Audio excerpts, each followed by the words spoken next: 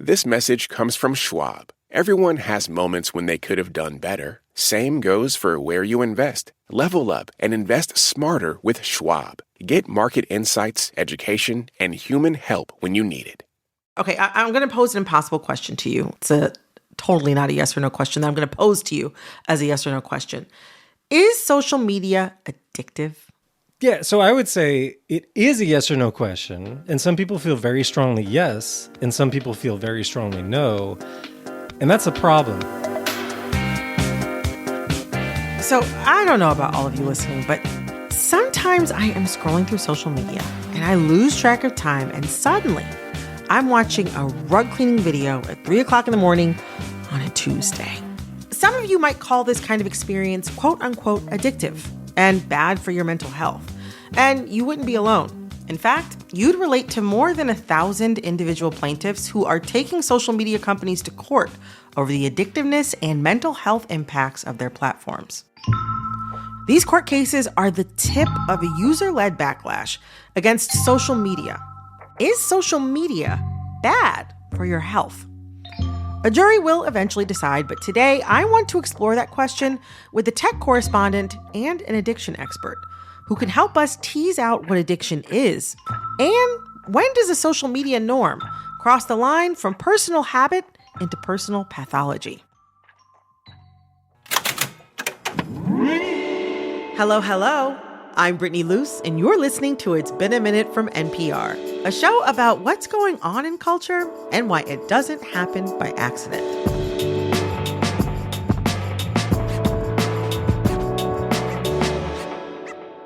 NPR correspondent Shannon Bond, welcome back to It's Been a Minute. Hi, Brittany. Great to be here. Okay, so Shannon, you cover a lot of tech for NPR. Off the jump, are you willing to admit if you are or are not addicted to social media? Well, I'll tell you a story that illustrates this, which is that my 9-year-old said, "Mom, you have to delete Instagram from your phone. You are on it too much." And I did. And I don't keep it on my phone. I'm not using it regularly. And I regret to inform you, I feel like I'm probably sleeping better, less distracted. Jeez, oh, Pete. Wow, they really meant it when they said kids are a mirror. I didn't know it was like that. I didn't know it was like He's like, "Mom, I see you, and you need to get it off your phone." And he was not wrong. Oh, my gosh. Well, the trial that's happening in Los Angeles right now gets to the heart of the matter. A jury is going to have to tease out whether or not tech companies intentionally built their platforms to hook young users and keep them on the platforms, and whether or not that in turn caused harm to young people. And this is just the first of several cases that will make their way through the courts in the coming months and years. What is the through line connecting these cases? So number one, they are saying companies like Meta, right, which makes Instagram and Facebook, YouTube, TikTok, Snapchat, have intentionally designed their apps to be addictive, to be really hard to put down. So things like infinite scroll, those constant notifications you get, like the way the algorithm works. Yeah. So number one, they're saying the companies have done this intentionally. They want to keep you using them as much as possible. And then they're sort of saying as a second step, that overuse that these apps have encouraged among kids, is contributing to a mental health crisis. And we've been talking a lot in recent years about a mental health crisis among kids. The plaintiffs are claiming that because of excessive use of these apps, it's causing things like anxiety, depression, body dysmorphia, eating disorders, and like I said, in some cases, really, really tragic outcomes. Okay, so of course there's obvious things to point at that definitely feel addictive. Like, you pointed out infinite scroll, autoplay videos, frequent notifications, and recommendation algorithms. What else do the plaintiffs allege against platforms like Meta, YouTube, Snapchat, et cetera? Well, what they're saying is that, it's not just that the companies sort of disregarded the potential harms. They're saying these companies knew about these harms and made these products anyway, included these features anyway. They're saying essentially they were prioritizing their profits over the safety of children. And, that is an argument that the plaintiffs are very explicit. They are saying this is like the tobacco companies. You had this research, you knew these were problems, and you hid that from the public, and you continue to push this product out. And to make that argument, the plaintiffs are relying on a ton of internal documents that they've gotten in this legal process from the companies. So studies that the companies have done about the way kids use their apps, marketing research, all kinds of internal communications that in many cases, when you're looking at the pieces that have shown up in these court documents, some of the stuff does look pretty damning. You have the companies talking about parts of products, working like slot machines or, really wanting to keep kids using it more and more. Now, the companies say this is being taken out of context, that they're, cherry picking quotes here. But look, we know how tech companies work, right? They need users. They constantly need like a new influx of people using them. People get older. That's how they make money. Right, it's how they make money. For their part, the companies are pushing back. Meta, for example, says that, quote, these lawsuits misportray our company. We stand by our record of putting teen safety first and will keep making improvements, end quote. Yeah, pretty obviously, they dispute these allegations, right? They point to the safety measures they've already put in place for kids. But they also make this larger argument. They say, this idea around addiction, they really contest that. They say there is not a clinical diagnosis of addiction to social media. There isn't scientific evidence to prove that using social media, affects your brain the same way that, an addictive drug would. They also argue that there is not enough evidence to prove that the overuse of social media in these cases is what led to these mental health harms that the plaintiffs are claiming. That's a lot to take in. I know you see parallels between this moment with social media and the big tobacco lawsuits from the 90s. How are they alike and how are they different?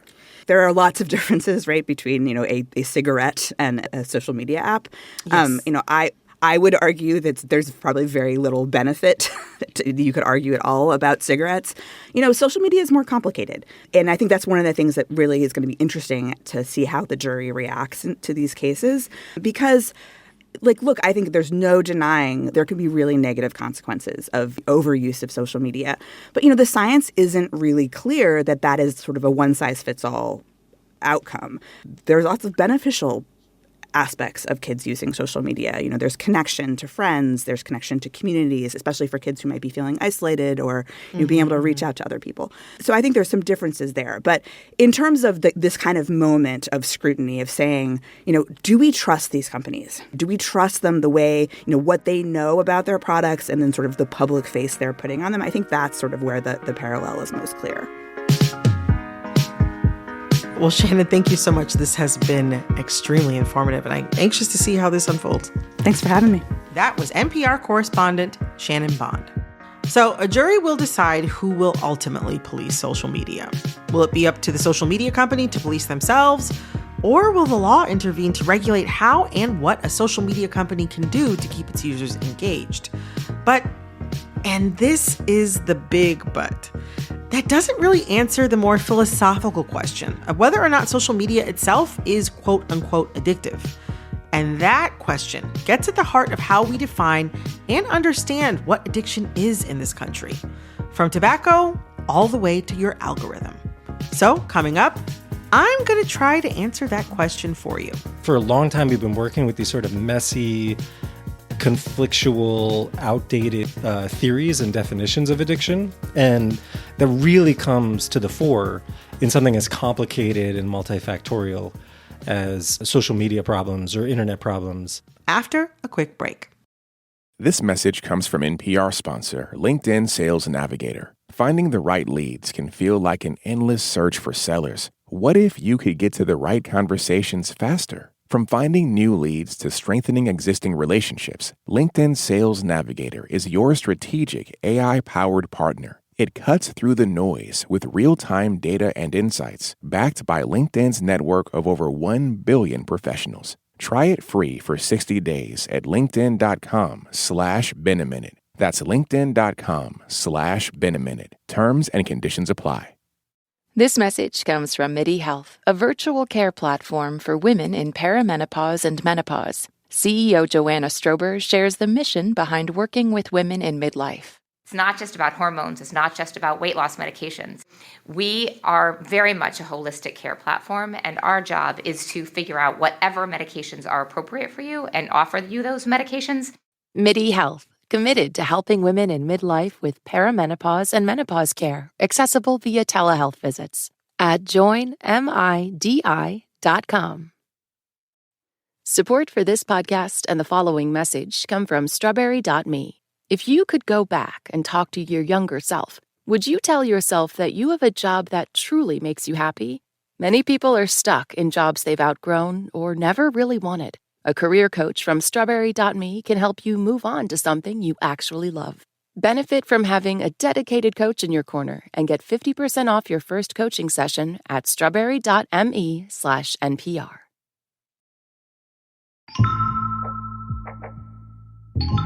I'm here with Carl Eric Fisher, addiction psychiatrist and author of the book, The Urge, Our History of Addiction. Okay, I'm going to pose an impossible question to you. It's totally not a yes or no question that I'm going to pose to you as a yes or no question. Is social media addictive? Yeah, so I would say it is a yes or no question. And some people feel very strongly yes, and some people feel very strongly no. And that's a problem. And for me, as someone who looks at the field overall, it's interesting because it really just mirrors a bigger problem in the field of addiction. I for a long time, we've been working with these sort of messy, conflictual, outdated theories and definitions of addiction. And that really comes to the fore in something as complicated and multifactorial as social media problems or internet problems in general. So I am trying to dodge your question the way you maybe anticipated. Yeah, I was going to say, I mean, to follow up. Yeah. Well, it really does depend on what you mean by addiction and what you mean by addictive. And one of my big concerns regarding drugs, regarding other types of behavioral problems, is that we focus too much on the supposed addictiveness of a substance or a stimulus out there as if it's a demon that comes in and addicts us. So I have a natural aversion to resorting to that kind of like addictive language. There are obviously examples where it makes sense, like the nicotine and tobacco and other drugs that have strong biological effects. There are some addiction medicine doctors who say, yeah, of course, heroin is stronger than broccoli. Otherwise, we would have a lot of broccoli addiction, not to make too light of something that's such a devastating problem. But especially in the case of social media, we see how it's not just all biology. It's not like there's some demon drug that goes into your head and hijacks you. And in fact, that probably is not even a good metaphor to use for addictions writ large. Okay, so I ask because, I guess if I'm being honest here, like I reach for my phone automatically in almost every situation. When I first wake up, when I'm bored, when I'm stressed, or even when I don't know, want to connect with someone or make a post for work. It's so ingrained in my brain and in my hands. It's like an overwhelming physical and psychological urge. It feels like an addiction. I'm not like this about anything else in my life. Is this a fair description of my experience? And if not, like what's a better way to describe what I'm experiencing? Yeah, I think you're pointing towards something really important. It's natural that people would use addiction language in situations like that, and in fact have done for hundreds and hundreds of years. I don't like to gatekeep around the word addiction, even though I work with people with severe addiction, and I'm in addiction recovery myself. There's a definition of addiction that actually predates modern medicine and we still use naturally. And that's something like a voluntary choice that saps the will, a voluntary devotion that then takes away your capacity to exert the will. Like basically the impulse to pick up my phone and check social media before I would even consciously be able to apply will in that situation. Right. But you only got there because you've been using your phone and you've been using it in a certain way in certain contexts for a long period of time. So I think you can apply that definition to a huge range of human behavior. It's not necessarily medical, although in the farthest extremes of, I mean, this is clear in the more obvious addictions, gambling addiction, the more extreme cases of sex addiction, and then, of course, the substance addictions. People can really feel completely and totally compelled, but it's really on a diminished spectrum the whole way. Something that we miss about the phenomenon of addiction, but personally and through my work, I found it more useful to think of addiction as universal. It's a latent possibility in all human beings, and it gets activated under certain patterns of activity in certain contexts. And we kind of get stuck into a binary view, which is both misleading and harmful, where we say, oh, you're either addicted or you're perfectly normal. In 2026, nobody feels normal about the internet. I mean, I think you're absolutely right about that. I don't know a person who feels normal about the internet in 2026. Okay, so you brought up a couple different types of addiction, and it seems that social media falls under one of these categories. So I want to understand the difference before we go any further between behavioral addiction or like substance-based addictions. How would you describe it? Yeah, I would start by saying the supposed distinction between behavior and substance addictions is maybe not as big as we think. And this is where the culture starts to come in because of a legacy of oppressive criminalization in the United States, especially, and because of some really sort of nasty and stigmatized narratives about drugs. We've invested substances with special powers as if they are the main thing driving addiction. That's a relatively recent socio-historical phenomenon. Like nowadays in official modern medicine, there's a very strong distinction between substance addictions, alcohol, tobacco, etc., and then behavioral addictions. And the only one that's really strongly recognized by the medical authorities like psychiatric organizations and the WHO is gambling addiction.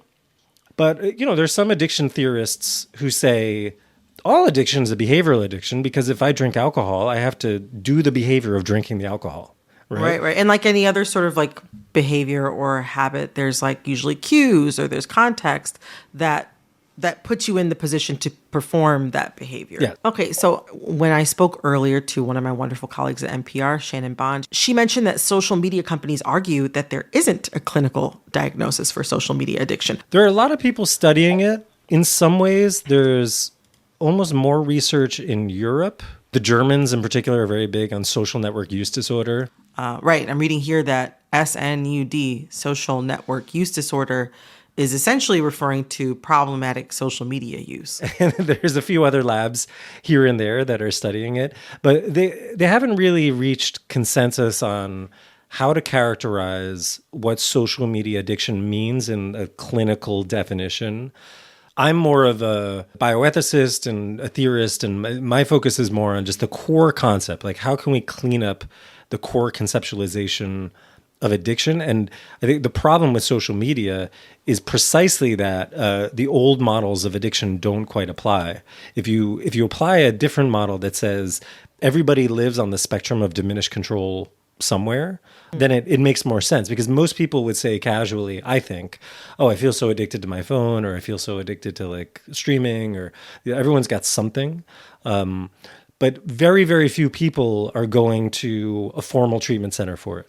Very, very few people are going to a 12-step group, although those exist. There are 12-step recovery organizations for video game problems. There are 12-step groups. There was a Bloggers Anonymous back in the earlier days of the internet. There are many 12-step groups. Addicted to blogging? Addicted to blogging. People who thought that they spent too much time, they couldn't get off WordPress. Okay, so if there's not really like a clinical diagnosis for this, I feel like there's nothing going on. Like what's happening to my brain when I'm doom scrolling, or even when I'm just cycling through the same social media apps on my phone over and over? There's a saying in addiction psychotherapy that behaviors make sense. And I think this is really useful both for getting a handle on what the problem is. I hadn't heard that one. Yeah, I Behaviors like it. make sense. I have therapy today, so I'm like, oh, good. Okay, Yeah. I'm bringing that. Okay. Yeah, because the rational analytic part of our mind is often telling us, oh, it doesn't make sense. You shouldn't do that. Should. But in any sort of habitual problematic behavior, if I'm going to put a very neutral descriptive term on it, people are seeking something consciously, unconsciously.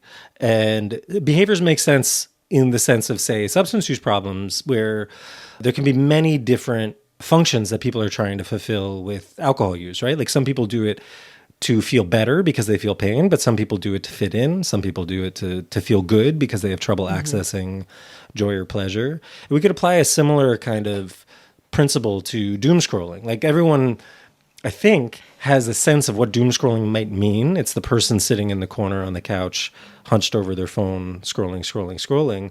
But for one person, that could be more about pursuing reward, right? That could be more about pursuing novelty. Maybe that's how they get comedy. Maybe they want like a little jolt of levity, and on their Discover feed, there's a lot of stand-up. Yeah.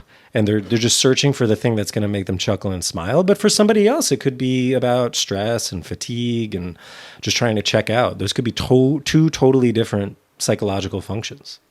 For a lot of people like myself, social media is totally knitted into the fabric of our lives. Like it's how we get invitations to birthday parties or public service announcements about inclement weather from Mayor Mamdani's office. Dates are organized through social media, jobs, career opportunities, etc. How do we manage that personally? And also, are there interventions that might help us manage that systemically? Yeah, I'll start with the personal, because even if a lot of these factors devolve to the systemic, I do think there are things that we can do. Here's a specific example that comes from a different line of research, from video game research. So people have started to piece apart what are the technological design features that make video games potentially addictive, in the words of these users. There are a lot of things that are similar to social media. There are things like the reward schedule and monetization, the social tie-ins to it. But one really important thing, which is very basic, is access. Just how frictionless is it to be able to use this game or this platform? And when something is available across multiple platforms, if it's on your phone, but it's also on your iPad, and it's also on your gaming console, and it's also on your PC, then problems spike. This is not rocket science. This is relatively straightforward, but it illustrates the notion that we don't have to be stuck into an all or nothing binary. Like, do you have social media or don't you have social media? People can install, say, a launch delay, where it's an app that makes you pause and take a few mindful breaths before you use the device, or maybe set time limits, or maybe some people have even dedicated a specific old phone to social media. I've seen this problem in folks who have to use social media or other apps for their work. And they say, like, I'm an entrepreneur. I need to be on social media.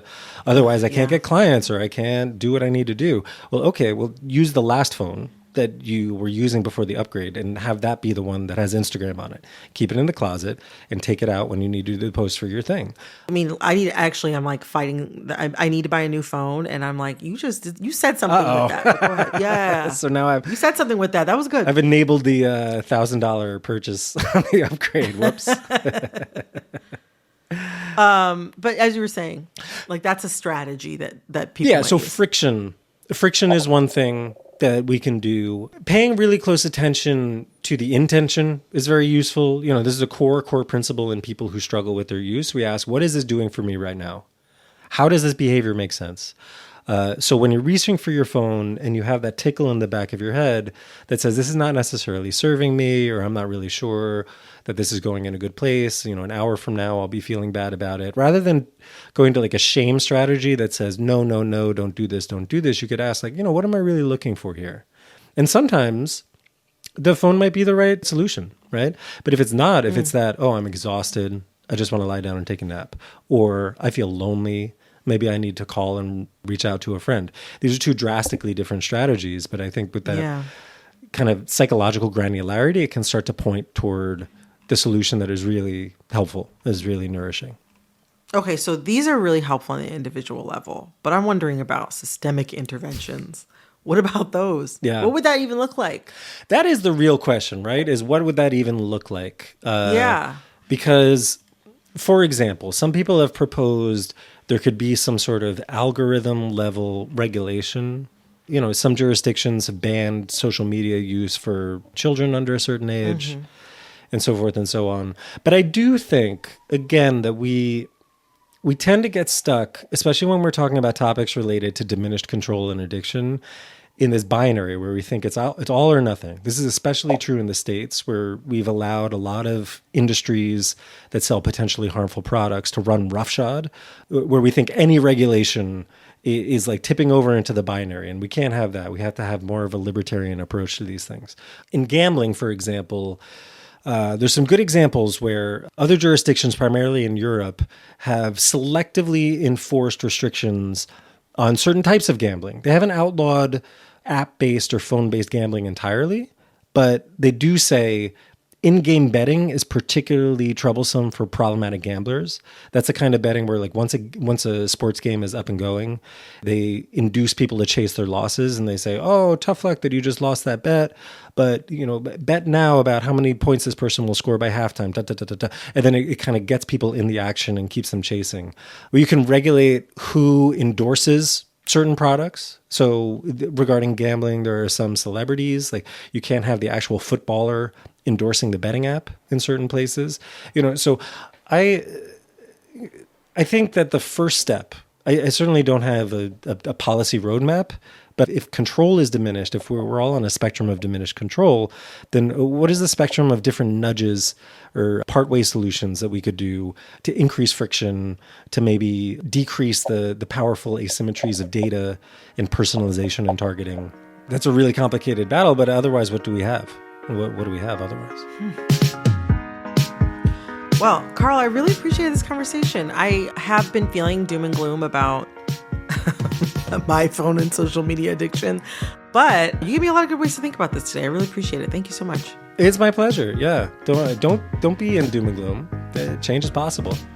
That was Carl Erik Fisher, addiction psychiatrist and author of the book, The Urge, Our History of Addiction. This episode of It's Been a Minute was produced by Corey Antonio Rose. This episode was edited by Nina Patak. Our supervising producer is Barton Girdwood. Our VP of programming is Yolanda Sanguini. All right, that's all for this episode of It's Been a Minute from NPR. I'm Brittany Luce. Talk soon. This message comes from NPR sponsor 1Password. Anyone else feel like 99% of your emails and texts are password reset codes? Trusted by millions of users and over 175,000 businesses, 1Password lets you skip the resets and sign in securely with strong, unique passwords that autofill across all your devices. You can safely share logins, store cards and files, and finally stop using your pet's name as a password. Try it free for 2 weeks at 1password.com/NPR. This message comes from Capella University. That spark you feel? That's your drive for more. Capella University's FlexPath learning format lets you earn your degree at your pace without putting life on pause. Learn more at capella.edu. This message comes from Bombas. Your feet hit the ground an average of 2,000 times in a mile. Bombas sports socks are designed to support you every step. Sprint to bombas.com/NPR and use code NPR for 20% off.